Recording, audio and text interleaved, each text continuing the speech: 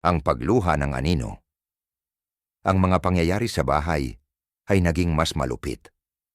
Habang si Maylin ay patuloy na nag-iimbestiga, nagiging mas malupit ang presensya ng dilim sa loob ng kanilang tahanan.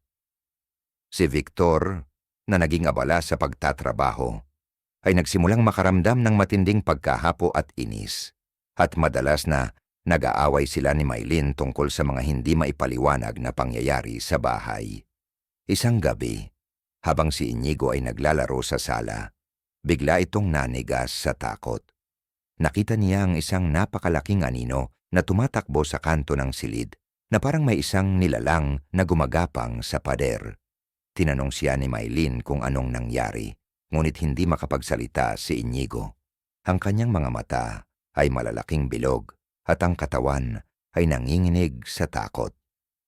Sinubukan niyang makalapit kay Carla, ngunit parang may bagay na hindi makapaghihiwalay sa kanila. Sa gitna ng kaguluhan, isang gabing nagdesisyon si Maylin na magsagawa ng ritual ng paglilinis sa bahay na itinuro sa kanya ng matandang pari. Naghanda siya ng mga kandila, insenso, at mga banal na gamit upang simulan ang seremonya, ngunit habang nagsisimula siya, ang hangin sa buong bahay ay pumatagilid. Ang mga ilaw ay nagsimulang kumurap, at biglaang bumangon ang mga boses mula sa madilim na kanto. "Sumama ka sa amin, sumama ka sa amin." Ang tinig na maririnig mula sa likod ng mga dingding. Nang magsimula siyang magdasal, ang mga anino mula sa mga sulok ng kwarto ay nagsimulang magdikit sa mga pader at dahan-dahang naging isang nilalang na may mata ng apoy. "Hindi ka makakawala. Ang bahay na ito ay sa amin na," ang banta ng nilalang. Habang sinisikap ni Maylin na tapusin ang ritual, ang pader ng kanilang kwarto ay biglang nag-crack at isang napakalaking nilalang ang sumabog mula dito. Isang dambuhalang anino na may mga galamay na nakakapit sa buong katawan. Nang magtangkang tumakas ang pamilya, ang mga pinto ay hindi mabuksan at ang buong bahay ay nagiging madilim.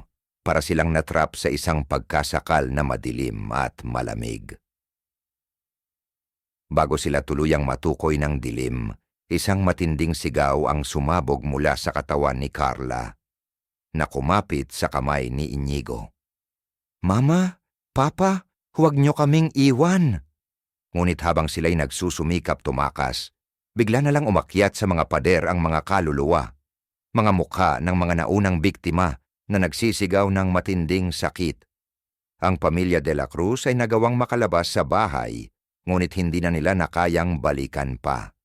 At sa bawat taon na lumilipas, ang bahay na iyon ay patuloy na naghahanap ng mga bagong biktima upang punan ang malupit na puwang sa mga kaluluwa ng mga nagnanais ng walang katapusang kalakasan.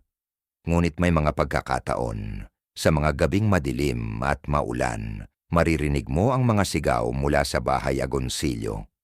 At magtataka ka kung hanggang kailan ang madilim na lihim ng bahay ay maghahanap ng bagong mga bisita.